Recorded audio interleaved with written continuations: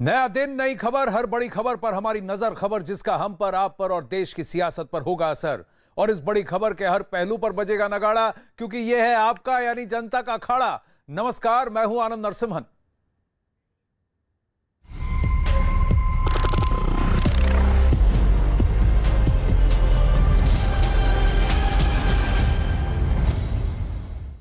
अखाड़ा में बने रहेंगे इस वक्त की सबसे बड़ी खबर के साथ, जो कि कर्नाटक से आ रही है। कर्नाटका में बीएस येदियुरप्पा ने राज्यपाल को अपना इस्तीफा सौंप दिया है और नए हालात पर बीजेपी अध्यक्ष जेपी नड्डा और कर्नाटक के प्रभारी जो हैं अरुण सिंह, उनसे भी बात करेंगे। जल्द नए सीएम का भी चुनाव जो है उसका ऐलान होगा। और कहीं ना कहीं बीएस येदियुरप्पा को कहा गया है कि आप जब तक नए व्यक्ति का, जो कि अगले जो मुख्यमंत्री चेहरे जो भी होंगे, जो भी नियुक्त होंगे, जो भी सिलेक्ट होंगे, जब तक उनका चुनाव उन पर एक डिसीजन नहीं आ जाता, फैसला नहीं हो जाता, तब तक आप केयर टेकर इंचार्ज सीएम बनकर रहिएगा। ये बड़ी खबर है कि बीते कई दिनों से जारी अटकलों पर विराम लगाते हुए बीएस येदियुरप्पा ने कर्नाटक के मुख्यमंत्री पद से इस्तीफा दे दिया है। येदियुरप्पा ने अपने इस्तीफे का ऐलान कर्नाटक में बीजेपी सरकार के 2 साल पूरे होने के मौके पर आयोजित कार्यक्रम में किया। कार्यक्रम में अपने इस्तीफे की जानकारी देते वक्त येदियुरप्पा भावुक भी हो गए, आंखों से आंसू भी बहने लगे, रुमाल से आंसू पोंछते हुए वो नजर भी आए। इस्तीफे के ऐलान के बाद किए गए अपने ट्वीट में येदियुरप्पा ने कर्नाटक की जनता को धन्यवाद दिया। साथ ही प्रधानमंत्री नरेंद्र मोदी, गृह मंत्री अमित शाह और बीजेपी अध्यक्ष जेपी नड्डा का भी आभार जताया। जानकारी के मुताबिक अब से कुछ ही देर पहले येदियुरप्पा कर्नाटक के राज्यपाल थावरचंद गहलोत से भी मिले और उनको अपना इस्तीफा सौंप दिया। कर्नाटक में जारी सियासी हलचल के बीच दिल्ली में भी सरगर्मियां तेज हो गई हैं। सीएनएन न्यूज 18 की खबर है कि येदियुरप्पा के इस्तीफे के बाद बीजेपी अध्यक्ष जेपी नड्डा ने गृह मंत्री अमित शाह से भी बात की है।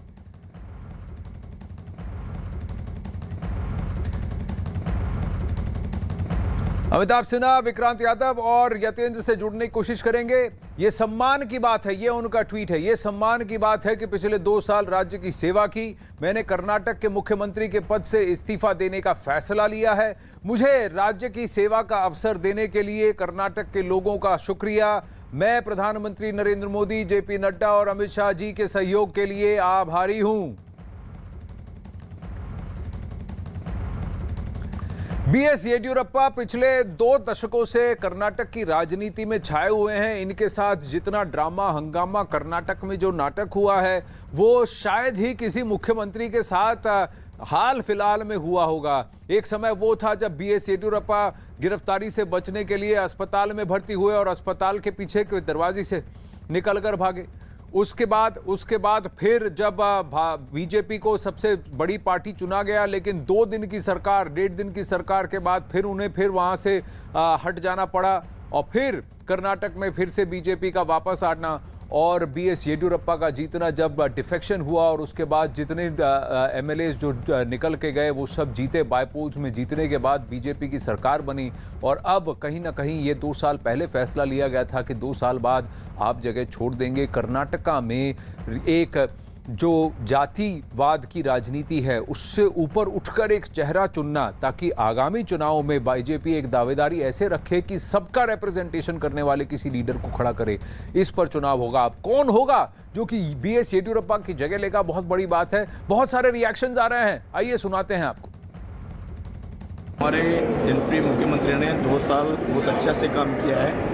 6 करोड़ जनता का विकास के बारे में काम किया है और उनका जो जन का जो निर्णय, उनका निर्णय है, किसी का निर्णय नहीं है। तो उन्होंने अपने बताया कि हमको इतना साल हुआ फिर भी हमको सृष्टि ने मौका दिया, उसके लिए हमको कोई प्रेशर नहीं है। उन्होंने भाषण में कहा है सर जी, वापिस जरूरत नहीं है। साहब ने भाषण में पूरा नमून किया है। आगे सृष्टि तय करेगा, हाईकमान तय करेगा। हमारी सृष्टि जो है ना, बीजेपी का सृष्टि तय करेगा।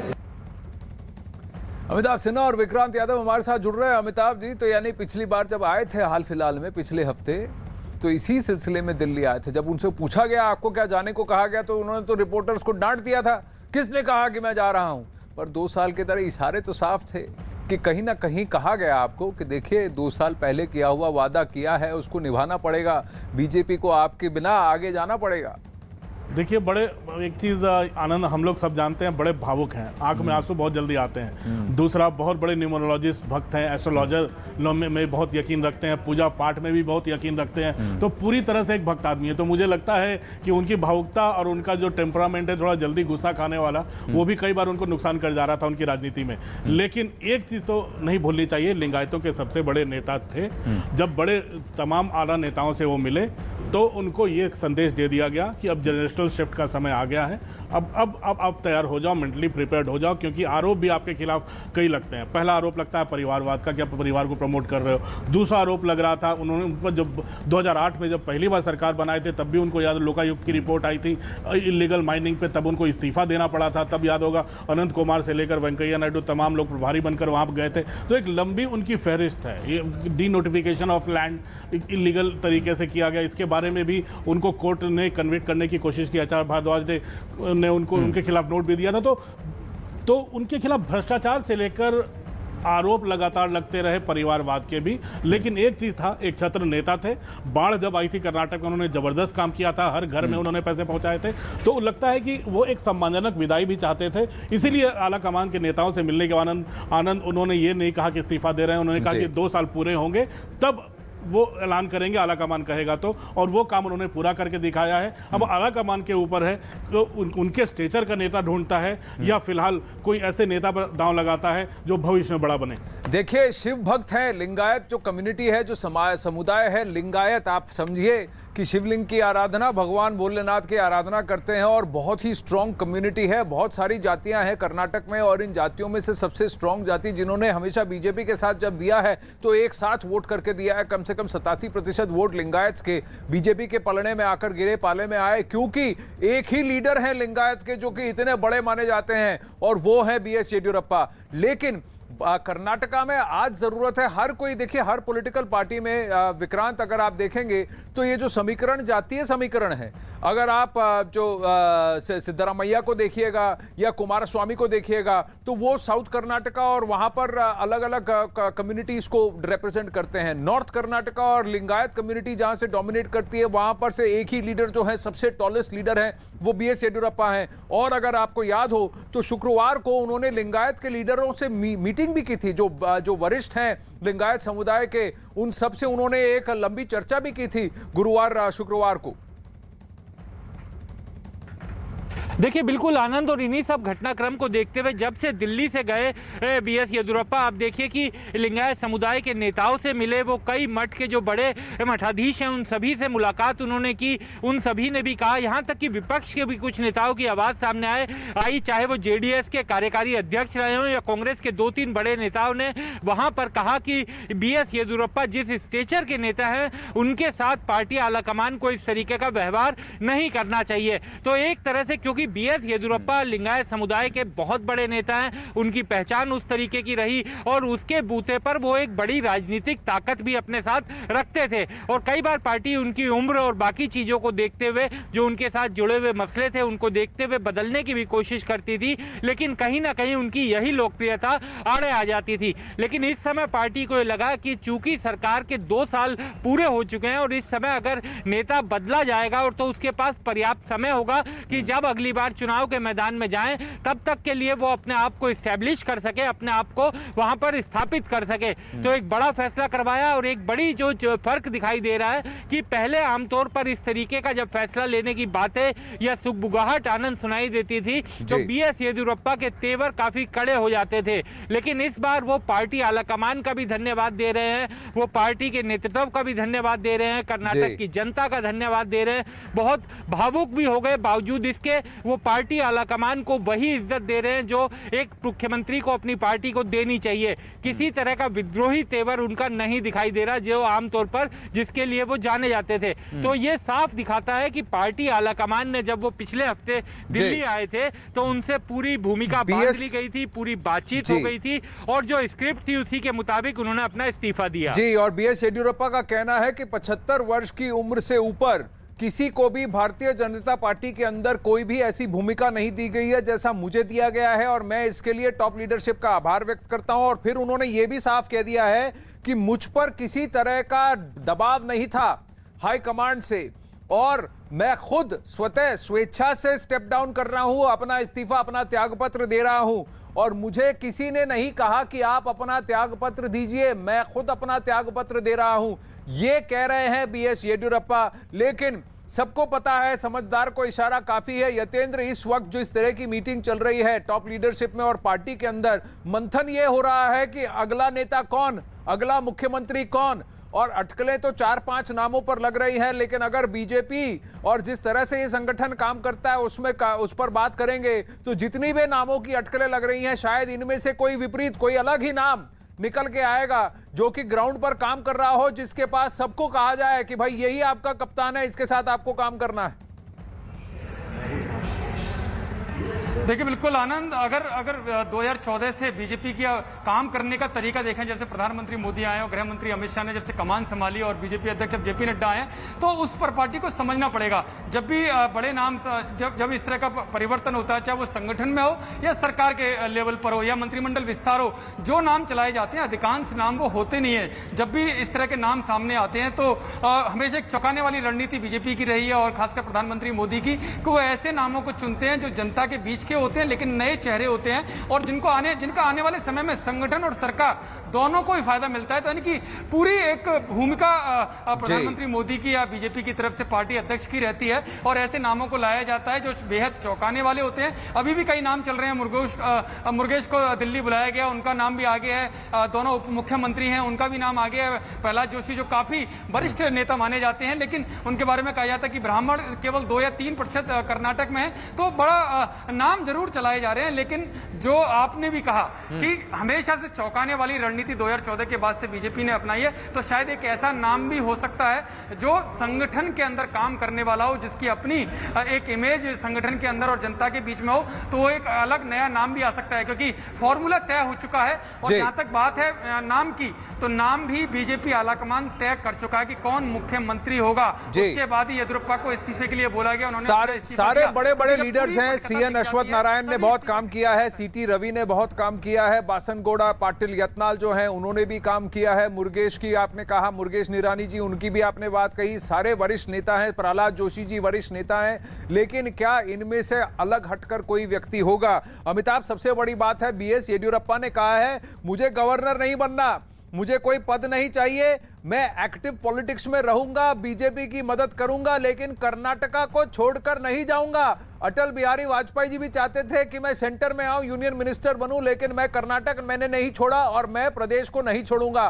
तो मैं तो यहां रहूंगा ही, जो भी आएगा उसके साथ काम करूंगा, पार्टी के लिए काम करूंगा, लेकिन कर्नाटका को छोड़कर नहीं जाऊंगा, ऐसा फिलहाल कह रहे हैं बीएस येदियुरप्पा। लेकिन यही बीएस येदियुरप्पा थे जिन्होंने शुक्रवार को कहा कि मैं इस्तीफा नहीं दे रहा हूं, तो वो बात अलग है। लेकिन फिलहाल वो कह रहे हैं कि वो एक्टिव पॉलिटिक्स में रहना चाहते हैं। बस यही संकेत देना चाहते हैं कि वो अभी भी टावरिंग लीडर हैं और पार्टी के मार्गदर्शक मंडल में जा न जाए, लेकिन मार्गदर्शक रहना चाहते हैं। और मुख्यमंत्री भले ही कोई न बने, उनका मार्गदर्शन जरूरी होगा पार्टी को चलाने के लिए, क्योंकि पार्टी उन्हीं की बनाई हुई है। अगर पिछले 2 दशक में देखा जाए, 2008 में जब पहली बार सरकार बनी थी, राजनाथ सिंह बीजेपी के अध्यक्ष थे और पार्टी के अंदर जो खुशी थी कि दक्षिण में द्वार खुल गए, अब कर्नाटक, तमिलनाडु की और केरल की बारी है अब कर्नाटक के बाद। तो मुझे लगता है कि पूरा chartered plane BJP, Lalkrishna Advani खुद जिसमें सवार थे और तमाम नेता जिसमें सवार थे, जो बीजेपी की सुषमा स्वराज, अरुण जेटली से लेकर तमाम प्रवक्ता, मुझे लगता है पूरा का पूरा चार्टर्ड प्लेन भरा था।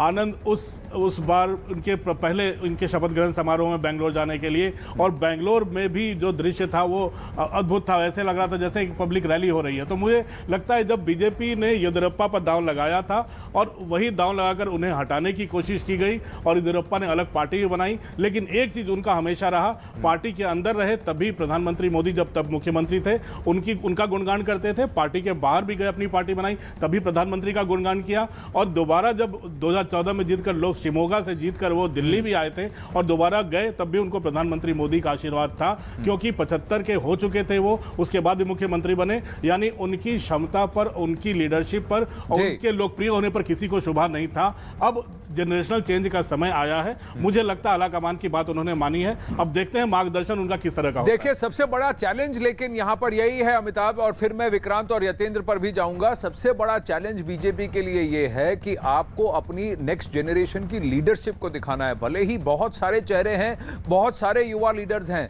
अनंत कुमार हेगड़े से लेकर शोभा करंदल, अजय, प्रहलाद जोशी, सीटी रवि, अश्वत्थ नारायण, बहुत सारे, बासनगोड़ा यत्नाल, सब लोग हैं जो कि अपने अपने प्रांत में, अपने अपने क्षेत्र में बहुत कारगर हैं, बहुत स्ट्रांग लीडर्स हैं। लेकिन पूरे स्टेट में जाति से उठकर अगर कोई चेहरा ढूंढना है, यह सबसे बड़ा प्रॉब्लम है कि जातीय समीकरणों से ऊपर उठकर कैसे आप पॉलिटिक्स कर सकते हैं कर्नाटक में।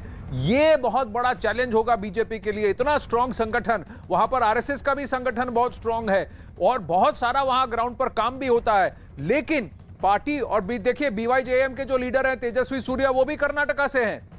अगर आप देखें तो कर्नाटक का रिप्रेजेंटेशन सब जगह ऑर्गेनाइजेशनली बहुत स्ट्रांग है। बीएल संतोष जी भी हैं बीजेपी में, बहुत से सीनियर लीडर हैं और नंबर 4 माना जाता है पार्टी में, पार्टी की लीडरशिप में। लेकिन कर्नाटक में कौन ऐसा होगा जो कि सबको साथ में लेकर चलेगा और जातीय समीकरणों से ऊपर उठकर पूरे क्षेत्र में पार्टी का नेतृत्व कर सकता है? यह बहुत बड़ा चैलेंज रहेगा अमिताभ। देखिए, चुनौती बहुत बड़ी है क्योंकि एक बड़ा नेता ढूंढना जो कि पूरे कर्नाटक के एस्पिरेशंस को पूरा कर सके, खासकर लिंगायतों की संख्या बहुत बड़ी है। वोकलिंगा है, उनके नेता देवेगौड़ा हैं, उनके बेटे कुमारस्वामी भी मुख्यमंत्री रह चुके हैं और वोकलिंगा वोट पर उनका काफ़ी बड़ा दावा है। लेकिन येदियुरप्पा ने जो आज लिखा है, आपने देखा होगा, सर्वोदय से अंत्योदय तक। सर्वोदय मतलब उन्होंने एक ऐसे जातीय समीकरण की शुरुआत की थी जिसमें लिंगायतों के साथ वो तमाम जातियां, वो तमाम वर्ग जुड़ रहे थे जो न देवेगौड़ा के पास थे, जो न कांग्रेस के पास थे। वो पिछड़े भी थे, वो दलित भी थे, वो अति पिछड़े भी थे। तो सर्वोदय का मतलब वही था कि उन तमाम जातियों को इस लिंगायत के वोट बैंक से जोड़ना। और दूसरा अंत्योदय, जो बीजेपी दीनदयाल उपाध्याय का थीम है, उसको अंत्योदय का मतलब कतार में खड़ा आखिरी व्यक्ति जो बहुत ज्यादा दलित हो। तो मुझे लगता है कि एक जातिगत समीकरण भी बनाया था, अपना कद भी बड़ा किया था। तो मुझे लगता है उनके बराबर का कद का नेता मिले ना मिले, लेकिन फिलहाल पार्टी आरएसएस को भी, बीजेपी को भी ये लग रहा है कि प्रधानमंत्री मोदी का नाम और काम अभी काफी है। 1-2 साल अगर उस पे भी खींच ले तो हो सकता है कोई नेता आगे जिसको बनाए वो आगे कर ले। बिल्कुल कर्मठ व्यक्ति कोई चाहिए जो कि पार्टी के लिए काम करे और ये जो सर्वोदय अंत्योदय की आपने बात की, इस ड्यूअल गोल को वहां पर कर सके। विक्रांत, अटकलें क्या लग रही है? संसद सदन में है तो सब लोग बात कर रहे होंगे, कर्नाटक की चर्चा तो कुछ दिनों से चल रही है, पिछले पूरे हफ्ते भी चल रही होगी। क्या अटकलें लग रही हैं? देखिए बिल्कुल आनंद, अटकलें तो कई तरह की थी और जिस तरीके से येदियुरप्पा का पिछला दौरा हुआ उसको लेकर के उसके बाद से लगातार काफ़ी तेज अटकलें हो गई थी। लेकिन सबसे बड़ी बात अब यही है कि पार्टी के सामने एक ये बड़ा संकट भी है, लेकिन इस मामले में पार्टी ने बहुत ही सोच विचार करके और बहुत ही रणनीति के तहत ये पूरा कहा जा सकता है कि ये पूरा कार्य किया है। क्योंकि जिस तरीके से येदियुरप्पा यहाँ पर आए थे उसके बाद करीब 1 हफ्ता हो गया, इस बीच में पार्टी ने पूरे अपना होमवर्क कर लिया होगा। जिन चीज़ों पर हम चर्चा कर रहे हैं कि किसको मुख्यमंत्री बनाया जाना है, किसके पीछे पार्टी अब आगे खड़ी होगी और किसको 3 साल के लिए पार्टी का वहां पर चेहरा बनाया जाएगा, ये सब चीजें भले ही अभी हम चर्चा कर रहे हैं, लेकिन पार्टी के आलाकमान के पास इसका पूरा मौका था और पूरा समय था। क्योंकि येदियुरप्पा के तैयार होने के बाद जब येदियुरप्पा दिल्ली से गए तब वो तैयार होकर के गए थे कि अगले 1 हफ्ते के अंदर, यानी पार्टी के 2 साल के कार्यक्रम पूरे होने के बाद उन्हें इस्तीफा देना है। तो वो इस चीज के लिए मेंटली तैयार थे। हालांकि विदाई उनकी सम्मानजनक होनी थी, इसलिए ना उन्होंने कुछ बोला, ना पार्टी हाईकमान ने कोई ऐसा संकेत दिया कि उनसे इस्तीफा मांगा जा रहा है। यहां तक कि जेपी नड्डा कल गोवा में थे, वहां पर भी उनसे सवाल पूछा गया तो उन्होंने ये कहा था कि कर्नाटक संभाल रहे हैं येदियुरप्पा। तो एक तरह से दोनों पक्षों से काफी संयम दिखाया गया और इस बीच पार्टी ने जरूर तय कर लिया होगा जो अगले 24 से 48 घंटे में नया नाम हमारे सामने आएगा। जी, बीएस येदियुरप्पा ने नाम ना सुझाया हो, ऐसा हो नहीं सकता। वहां से दिल्ली से वापस लौटकर जब वो लिंगायत के सारे आला लीडर्स के साथ और जो वहां के जो संत हैं उनसे मिले तो कहीं ना कहीं इस बात की सहमति बनाने के लिए कि देखिए जो भी मेरे बाद आएगा मैं तो जा रहा हूं, उसको आप आशीर्वाद दीजिए। और ये कहना कि मैं कर्नाटक में बना रहूंगा, कहीं ना कहीं क्या बीएस येदियुरप्पा मार्गदर्शक की भूमिका निभाएंगे, एक एडवाइजर की भूमिका निभाएंगे, कर्नाटक में रहकर बीजेपी का संचालन करेंगे, बतौर मुख्यमंत्री नहीं लेकिन बतौर वहां के टॉलेस्ट लीडर। यही लगता है होगा। अगला मुख्यमंत्री कौन, इसका फैसला शायद हो चुका है, नाम बताने में शायद 2-3 दिन और लग जाएं, लेकिन पहले आप यही सुनेंगे न्यूज़। अखाड़ा में इस वक्त की बहुत बड़ी खबर टोक्यो ओलंपिक से जुड़ी हुई खबर है। मीराबाई चानू जो कि घर वापसी करने वाली है, टोक्यो से भारत वापस आने वाली है। वहां गोल्ड जीतने वाली चीन की खिलाड़ी का डोप टेस्ट हो रहा है। अगर वो डोप टेस्ट में पॉजिटिव पाई जाती है तो मीराबाई चानू का रजत पदक गोल्ड में बदल सकता है, स्वर्ण में बदल सकता है। अमृत आनंद जुड़ रहे हैं डिटेल्स के साथ। अमृत, तो क्या ये डोप टेस्ट जो है ये किसी के कंप्लेंट के बाद किया जा रहा है या फिर उस चीनी खिलाड़ी के परफॉर्मेंस को संज्ञान में लेकर किया जा रहा है? देखिए, ये एक प्रोसेस है। जब भी ओलंपिक्स में इस तरह के इवेंट्स होते हैं, जब मेडल्स होता है, तो अटेंडम आप किसी भी प्लेयर्स का डोप टेस्ट कर सकते हैं। ये ओलंपिक रूल्स है। वो चाहे कोई भी प्लेयर हो, सिल्वर मेडलिस्ट हो, ब्रॉन्ज मेडलिस्ट हो और गोल्ड मेडलिस्ट हो, लेकिन जो परफॉर्मेंस रहा है चीनी खिलाड़ी का, उसके बाद थोड़ा सा संदेह हुआ होगा, तो उसके बाद ये डोप टेस्ट किया जा रहा है। वैसे आनंद, जो खबर हमारे पास है, जो ओलंपिक अथॉरिटी का मानना है, ये एक फॉर्मेलिटी है जो फॉर्मेलिटी की जा रही है। पर अगर इस फॉर्मेलिटी में अगर चीनी खिलाड़ी का डोप टेस्ट पॉजिटिव पाया जाता है तो भारत का रजत जो है वो स्वर्ण में भी परिवर्तित हो सकता है। अमृत, धन्यवाद आपके अपडेट के लिए।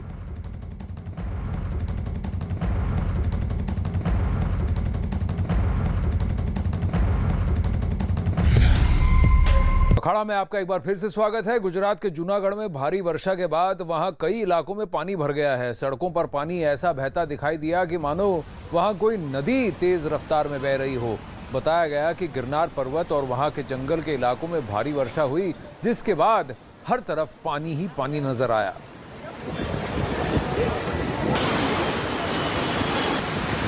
ये देखिए, सड़कों में ऐसा पानी बह रहा है, सीढ़ियों से, रस्तों से, जैसा ऐसा मानो कि ये कोई नदी का रास्ता हो जहाँ पर लोग पैदल चल के जा रहे हों। ये सब आम रास्ता है। ये सड़कों पर गाड़ियाँ चल रही हैं या नदी में पानी गाड़ियाँ तैर रही हैं।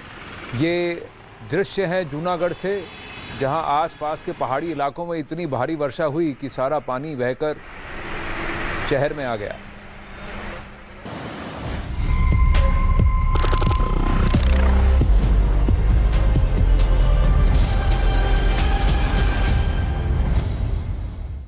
को गिरफ्तार कर लिया। समीर लंगड़ा 6 महीने से फरार था और मुंबई में सबसे बड़ा चरस का सप्लायर था। यूपी के बागपत में 6 साल की बच्ची का शव पड़ोसी के घर पर पड़ा मिला, जिसके बाद परिजनों ने रेप के बाद हत्या की आशंका जताई है। यूपी के रायबरेली में पुलिस ने एक मिठाई की दुकान पर छापा मारकर 52 गैस सिलेंडर जब्त किए, जिनमें 29 भरे हुए थे। Welcome back. गुजरात के जामनगर से हैरान कर देने वाली तस्वीरें सामने आई हैं। वहां भारी वर्षा की वजह से नदियों का जल स्तर बढ़ गया, जिसकी वजह से वहां एक आदमी उफनती नदी के बीचों बीच फंसा। तस्वीरों में दिखा कि वहां पानी का बहाव काफी तेज था और नदी के बीच फंसा आदमी एक बड़े से पत्थर को मजबूती से पकड़कर मदद का इंतजार करता नजर आया। अखाड़ा में आपका एक बार फिर से स्वागत है। चलते हैं रेसलिंग के अखाड़े से। बहुत बड़ी खबर आ रही है टोक्यो 2020 ओलंपिक्स से, जहां टोक्यो ओलंपिक्स में पहले ही दिन भारत को सिल्वर मेडल दिलाने वाली मीराबाई चानू को गोल्ड मेडल मिल सकता है।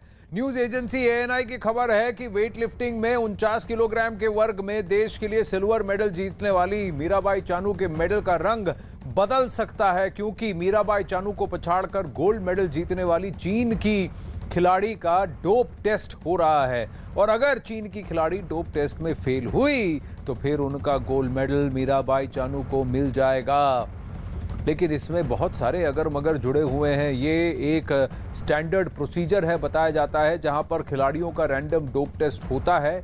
अमृत आनंद जुड़ रहे हैं। अमृत, लेकिन सबसे बड़ी बात यह है कि मीराबाई चानू ने आज खुद ट्वीट किया कि अब वो घर के लिए रवाना हो रही हैं, यानी कि उनके परफॉर्मेंस पर कोई सवाल या निशान नहीं है।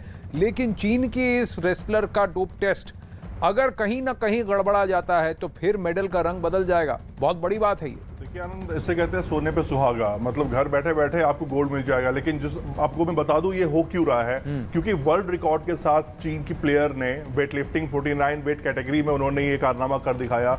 24 साल की उम्र है। चाइना की जो खिलाड़ी है हाउ, उनका उम्र 24 साल है और जो अपनी मीराबाई चानू है उनकी उम्र 26 साल है। और जिस तरह से उनका अगर हम फर्स्ट स्टेप से लेकर और 6 अबाउट तक देखें तो उन्होंने क्लीन तरीके से वेट जो था उन्होंने उठाया और हाई वेट उठाया है। तो मैं कहूँ कि इसको लेकर, और ये जनरल प्रोसेसर है, ऐसा नहीं है कि आप गोल्ड मेडल हैं या सिल्वर मेडलिस्ट हैं या ब्रॉन्ज मेडलिस्ट हैं तभी आपका टेस्ट होगा। ये कभी भी टेस्ट हो सकता है। 1 महीने के अंदर आपका टेस्ट होता है। आपके ब्लड सैंपल पहले रख लिए जाते हैं, उस ब्लड सैंपल से भी आप टेस्ट ले सकते हैं, या फिर अगर आपको डाउट थोड़ा सा भी आपको लगता है, क्योंकि वर्ल्ड रिकॉर्ड है, ओलंपिक का वर्ल्ड रिकॉर्ड नहीं, ओलंपिक रिकॉर्ड है, वर्ल्ड रिकॉर्ड नहीं है, वर्ल्ड ओलंपिक रिकॉर्ड उन्होंने स्नैच और क्लीन एंड जर्क दोनों में ओलंपिक रिकॉर्ड दर्ज किया था, क्योंकि स्नैच में उन्होंने 94 किलो उठाए थे, जबकि मीराबाई चानू 87 किलो ही उठा पाई थी, और वहीं पर ये जो 7 किलोग्राम का जो फर्क था, ये डिफरेंस रह गया था, क्योंकि क्लीन एंड जर्क में वर्ल्ड रिकॉर्ड, विश्व रिकॉर्ड जो है वो मीराबाई चानू के नाम पर ही है 119 किलोग्राम पर।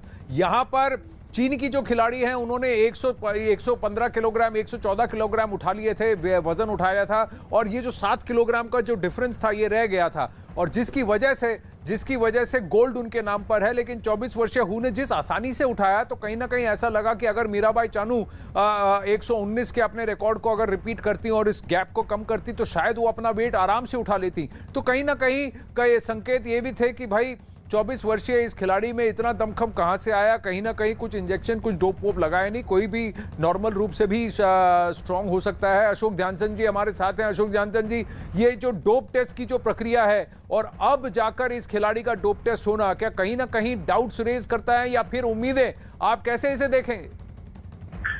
जी, जिस तरह आपने अभी बयान किया कि 119 किलो उठाया और इस वक्त 87 किलो का वजन उठाया, तो ये फर्क जो है वाकई में हो सकता है, लेकिन उन्होंने भारत देश को एक रजत पदक, सबसे पहला पदक दिलवाया, और जिसके लिए वो काबिल भी थी। मैं भी इस एजेंसी में रहा हूँ, हमारे इंडिया की डोपिंग एजेंसी में, और इसके अंदर टेस्ट कभी भी हो सकते हैं, किसी वक्त भी हो सकते हैं, चाहे आप घर में हो, चाहे आप फील्ड के ऊपर हो। अगर एजेंसी चाहे तो वो टेस्ट ले सकती है जी। और ये टेस्ट इतने दिनों बाद लिया गया, तो एक रूटीन चेक उसमें लिया जाता है जी। मुझे याद है 1972 ओलंपिक में जब हम खेल रहे थे मैक्सिको के खिलाफ, और उसके बाद मेरा और गोविंदा का डोप टेस्ट हुआ था। तो ये डोपिंग ये टेस्ट होते रहते हैं और एक रूटीन है। पर अशोक जी, यहाँ पर डोप टेस्ट जो है वो उस चीनी वेटलिफ्टर का होगा जिसने स्वर्ण पदक जीता है, हु, क्योंकि मीराबाई चानू तो अब वापस घर लौट रही हैं, उनका तो सब कुछ क्लियर है, वो तो उन्होंने आज ट्वीट किया कि वो लौट रही हैं। तो कहीं ना कहीं उम्मीद ये है कि अगर चीन की खिलाड़ी का डोप टेस्ट पॉजिटिव आता है तो मीराबाई चानू के रजत पदक का कलर चेंज होकर स्वर्ण हो सकता है। एग्जैक्टली, ये चीज तो बिल्कुल एक प्रक्रिया है जिसके अंदर अगर कोई भी एथलीट जिसने मेडल जीता हो उसका मेडल वापस होता है, और जो निचले मेडल वाला वो ऊपर के मेडल में आ जाता है। और ये एक बहुत, अगर ऐसा होता है तो मैं समझता हूँ एक बड़े अच्छी बात और भाग्य की बात भी होगी कि चाइना के जो डोपिंग जो उसके लिए गए टेस्ट लिया गया है, अगर वो पॉजिटिव आता है तो फिर डेफिनेटली मीराबाई चानू जो है वो स्वर्ण की हकदार होंगी। जी अशोक जी, क्योंकि आप हमारे साथ फोन पर हैं तो मैं जल्दी से हॉकी पर आपके विचार जानना चाहूंगा। कल पिटाई हो गई ऑस्ट्रेलिया के हाथों, भारत के लिए अब थोड़ी मुश्किलें बढ़ गई, अगले दोनों मैचेस जीतने पड़ेंगे उनको उनके पूल में। वाकई में एक बहुत ही दुखदाई खबर हम लोगों के लिए रही है, और बहुत संभावनाएं, बहुत तैयारी, हर तरह से तैयारी की गई थी इस टीम के लिए। लेकिन कल का मैच जो देखा तो ऐसा लगे जैसे हम लोग वाकई में, अब हमको लगता है ऑस्ट्रेलिया में जाके ही वहीं पर रहकर ट्रेनिंग लेनी पड़ेगी, उनका खेल सीखने की जरूरत पड़ेगी, क्योंकि ये एक अच्छा संकेत नहीं रहा कल का मैच। हमने बिल्कुल घुटने टेक दिए, ऐसा नहीं होना चाहिए था। हम वर्ल्ड रैंकिंग में नंबर 4 हैं, वर्ल्ड रैंकिंग 4 हैं। ऑस्ट्रेलिया के साथ हमने कई मैच अभी एनकाउंटर किए हैं, रिसेंटली किए हमने कई रिसेंटली, उसमें बड़ा अच्छा प्रदर्शन रहा है, और उसमें यकायक कल के मैच में है हमारी सारी टीम। तो ये तो Sreejesh versus goalkeeper versus forward का मैच था जी, बिल्कुल। और पिछले बार न्यूजीलैंड के खिलाफ भी श्रीजेश कारगर सिद्ध हुए थे, 2 या 3 तो श्योर शॉट गोल्स थे जहां श्रीजेश ने अपना बायां हाथ दिखाया, और बायां हाथ का जादू था कि बॉल रुक गए, बॉल को रोक दिया और गोल को और न्यूजीलैंड को मौका नहीं दिया, और भारत 3-2 से जीत गया था वो मैच। काफी टेंस थे आखिरी 5 मिनट जो पहला ओपनिंग मैच था, लेकिन अब भारत को और अच्छा करने की जरूरत है हॉकी में। फिलहाल मीराबाई चानू की बात करते हैं, मलय नीरव जी भी हमारे साथ हैं। मलय नीरव जी नमस्ते। अब ये मीराबाई चानू के जो रजत पदक का जो कलर है ये चेंज हो सकता है अगर हु डोप टेस्ट फेल कर जाती हैं। बिल्कुल ऐसा होता है और हो चुका है पहले भी। अगर gold medal winner dope test में फेल हो जाता है तो सिल्वर मेडल जो जीतता है उसको गोल्ड मिल जाता है। तो ऐसा होता है, इसमें कोई शक नहीं। मगर अभी तक जो खबरें आ रही हैं, जो अफवाहें हैं जी, मलय जी बहुत बड़ी खबर इस वक्त आ रही है, टोक्यो ओलंपिक से बड़ी खबर आ रही है। Manika Batra table tennis singles में हार चुकी हैं। अभी तीसरे राउंड में वो हारी हैं। पहले 2 राउंड में अच्छा खेल दिखाने के बाद ऑस्ट्रेलियाई खिलाड़ी से मनिका बत्रा हार चुकी हैं, तो विमेन सिंगल्स में अब मनिका बत्रा बाहर। टेबल टेनिस टोक्यो ओलंपिक्स में टेबल टेनिस सिंगल्स में मनिका बत्रा हार गई हैं। सुष्मिता मुखर्जी भी अपना गेम खेल रही थी आज सुबह। अब मनिका बत्रा से उम्मीद थी कि वो दूसरे से तीसरे राउंड और तीसरे राउंड में भी कहीं ना कहीं जीत हासिल कर पाएंगी, लेकिन ऑस्ट्रेलियाई खिलाड़ी से मनिका बत्रा हार गई हैं। तो तीसरे राउंड में अब टेबल टेनिस में